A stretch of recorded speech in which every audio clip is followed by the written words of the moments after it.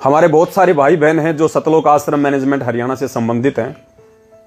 अपनी नादान बुद्धि के चलते हर वर्ष 17 फरवरी को संत रामपाल जी महाराज जी का बोध दिवस मनाते हैं। बोध दिवस का मतलब ज्ञान होना, यानी संत रामपाल जी ने 17 फरवरी 1988 को नाम लिया था, तो उन लोगों के अनुसार संत रामपाल जी को 17 फरवरी के दिन ही आध्यात्मिक ज्ञान हुआ था। उससे पहले उनको एबीसीडी भी नहीं पता था अध्यात्म का, उन लोगों के अनुसार। इसलिए वो 17 फरवरी को उनका बोध दिवस मनाते हैं। हम नहीं मनाते, हम सत्सेवक नहीं मनाते। क्यों नहीं मनाते? क्योंकि हम तो उनको जगत गुरु कह रहे हैं। जगत गुरु का मतलब क्या होता है? पूरे विश्व का गुरु, उसको कहते हैं जगत गुरु। और पूरे विश्व के गुरु को, जगत गुरु को एक जीव से ज्ञान अर्जित करने की आवश्यकता नहीं पड़ती है। इसीलिए जय गुरुदेव पंथ के संचालक, जो अब तो शरीर त्याग चुके हैं, आदरणीय तुलसीदास जी, जिनका मथुरा में या आगरा में जिनका आश्रम था, उन्होंने भविष्यवाणी की थी ना 1971 में। हमें गुरुदेव ने वो भविष्यवाणी खूब पढ़ाई है।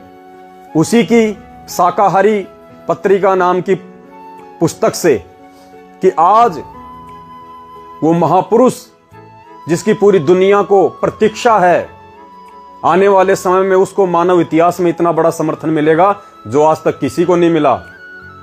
आने वाले समय में पूरे विश्व पे उसी का राज होगा, एक झंडा होगा, एक भाषा होगी। और क्या कहा कि आज 1971 को 7 सितंबर 1971 को आज वो पूरा 20 वर्ष का हो चुका है। और अगर अभी से उसका पता बता दूं तो दुनिया उसके पीछे लग जाएगी। यही वो पुस्तक है, जय गुरुदेव की अमर वाणी भाग 2। इसके 50 पृष्ठ पे 7 सितंबर 1971 को इसने भविष्यवाणी की। और उसमें क्या बताया कि वह अवतार जो 28 अगस्त को इसने बताया था 71 में, वह अवतार जिसकी लोग प्रतीक्षा कर रहे हैं 20 वर्ष का हो चुका है। पुण्यात्माओं, इस दास का जन्म 8 सितंबर 1951 को हुआ और ये दास 7 सितंबर 1971 को पूरा 20 वर्ष का हो चुका था। ये देखिएगा, वह अवतार जिसकी लोग प्रतीक्षा कर रहे हैं वो 20 वर्ष का हो चुका है। यदि उसका पता बता दूं तो लोग पीछे पड़ जाएंगे। अभी ऊपर से आदेश बताने के लिए नहीं हो रहा है। मैं समय का इंतजार कर रहा हूं और सभी महात्माओं ने समय का इंतजार किया है।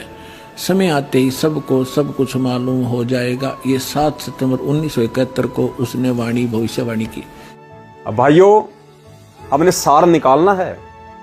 अगर इस भविष्यवाणी को पूज्य गुरुदेव जी ने सुनाया है अपने मुख कमल से, तो इसमें सार है, सार। अगर संत रामपाल जी महाराज जी को सतलोक आश्रम मैनेजमेंट हरियाणा के अनुसार 17 फरवरी 1988 को स्वामी रामदेवानंद जी की शरण प्राप्त करने के बाद ही आध्यात्मिक ज्ञान हुआ है, तो जय गुरुदेव ने भविष्यवाणी 1971 में कर दी थी कि पूरी दुनिया उसके पीछे, जिसको ज्ञान ही नहीं है फिर पूरी दुनिया उसके पीछे कहां से पड़ जाती।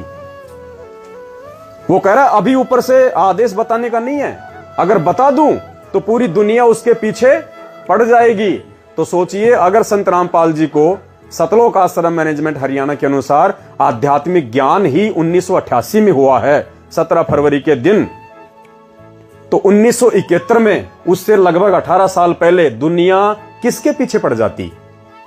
एक जीव के पीछे, जिसको आध्यात्मिक ज्ञान ही नहीं है, जिसको कुछ पता ही नहीं है। क्या उसके पीछे दुनिया पड़ जाती? ये संकेत किया परमात्मा ने।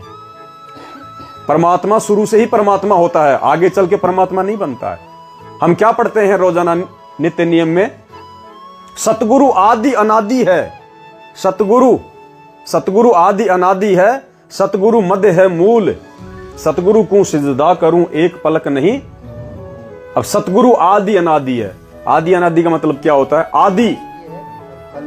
आदि यानी जो सृष्टि की शुरुआत से पहले से है, और अनादि जो सबके अंत तक रहेगा। तो ये परमेश्वर है। और इस परमेश्वर को परमेश्वर माने बिना हम चाहे कितने ही ज्ञानी बन जाएं, कितने ही महाज्ञानी बन जाएं, हम कितने ही गुरुजी को हलवाराम का भोग लगा लें, हम कितनी ही भक्ति कर लें, कितने ही हम मंत्र कर लें, हम यहां से पार नहीं हो सकते। जब तक हमारा हृदय और इस ज्ञान को आधार बना के हमारी आत्मा इस बात को स्वीकार नहीं कर लेगी कि संत रामपाल जी महाराज स्वयं कबीर परमात्मा है, वो कबीर परमेश्वर है।